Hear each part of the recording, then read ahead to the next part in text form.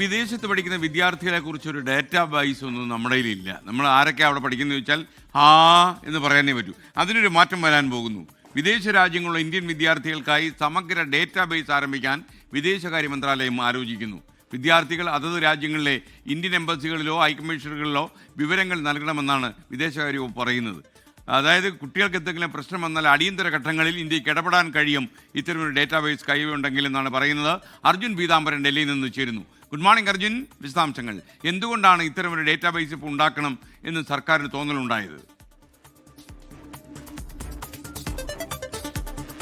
Good morning. പശ്ചിമേഷ്യൻ സംഘർഷം തന്നെയാണ് ഇപ്പോൾ ഇത്തരത്തിലൊരു നീക്കത്തിലേക്ക് കേന്ദ്ര സർക്കാരിനെയും വിദേശകാര്യ മന്ത്രാലയത്തെയും പ്രേരിപ്പിച്ചത് എന്ന് പറയാൻ സാധിക്കും. അടിയന്തര ഘട്ടങ്ങളിൽ വിദ്യാർത്ഥികളെ ഒഴിപ്പിക്കേണ്ട ഒരു ആവശ്യം വന്നുകയാൽ എത്രയൊക്കെ വിദ്യാർത്ഥികൾ എവിടെയൊക്കെയാണ് ഉള്ളത് എന്നുള്ള കാര്യത്തിൽ കൃത്യമായിട്ടുള്ള കണക്ക് ഇങ്ങനെയൊരു ഡാറ്റാബേസ് ഉണ്ടെങ്കിൽ കേന്ദ്ര സർക്കാരിന്റെ മുന്നിലുണ്ടാകും. അതുപോലെ തന്നെ അടിയന്തര സാഹചര്യങ്ങളിലും അല്ലാതെയും കോൺസുലാർ സേവനങ്ങൾ കുറച്ചുകൂടി മികവുറ്റതാക്കുന്നതിനും ഇതുപോലെയൊരു ഡാറ്റാബേസ് സഹായിക്കുമെന്നുള്ള കാര്യമാണ് ഇപ്പോൾ കേന്ദ്ര സർക്കാർ വിലയിരുത്തിയിരിക്കുന്നത്. അതിന്റെ ഭാഗമായിട്ടാണ് ഇത്തരത്തിലൊരു ഡാറ്റാബേസ് തയ്യാറാക്കുന്നത്.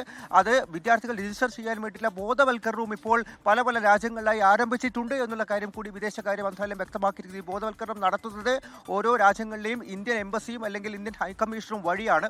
നിരവധി രാജ്യങ്ങളിലും ഇന്ത്യൻ വിദ്യാർത്ഥികളുണ്ട്. അതിൽ ഏറ്റവും അധികം ഇന്ത്യൻ വിദ്യാർത്ഥികളുള്ള രാജ്യങ്ങളിലാണ് ആദ്യഘട്ടത്തിൽ ഈ ഡാറ്റാബേസ് തയ്യാറാക്കുക. അതുകൊണ്ട് തന്നെ അവിടെയാണ് ഇപ്പോൾ ആദ്യഘട്ടത്തിൽ ബോധവൽക്കരണം നടത്താൻ പോകുന്നത്. 2013 നമ്മളൊരു മദത് പോർട്ടൽ ആരംഭിച്ചിരുന്നു. പക്ഷേ അത് വലിയ വിജയമല്ല. ഒരുപാട് വിദ്യാർത്ഥികളൊന്നും തന്നെ അതിൽ രജിസ്റ്റർ ചെയ്തിട്ടില്ല എന്നുള്ള വിലയിരുത്തലാണ് കേന്ദ്ര സർക്കാരിനുള്ളത്.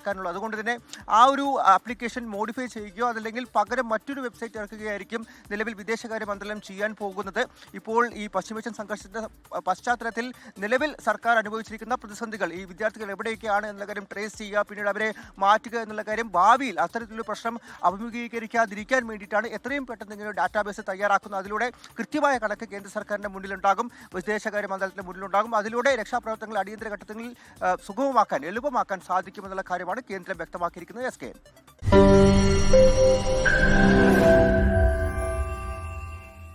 ലോകത്തെവിടെയായാലും ഏത് സമയത്തും 24 വാർത്തകളും ഓഗ്മെന്റഡ് റിയാലിറ്റി പാക്കേജുകളും എക്സ്പ്ലെയിനറുകളും വിശദമായി കാണാൻ ഞങ്ങളുടെ യൂട്യൂബ് ചാനൽ നിങ്ങൾക്ക് സബ്സ്ക്രൈബ് ചെയ്യാം.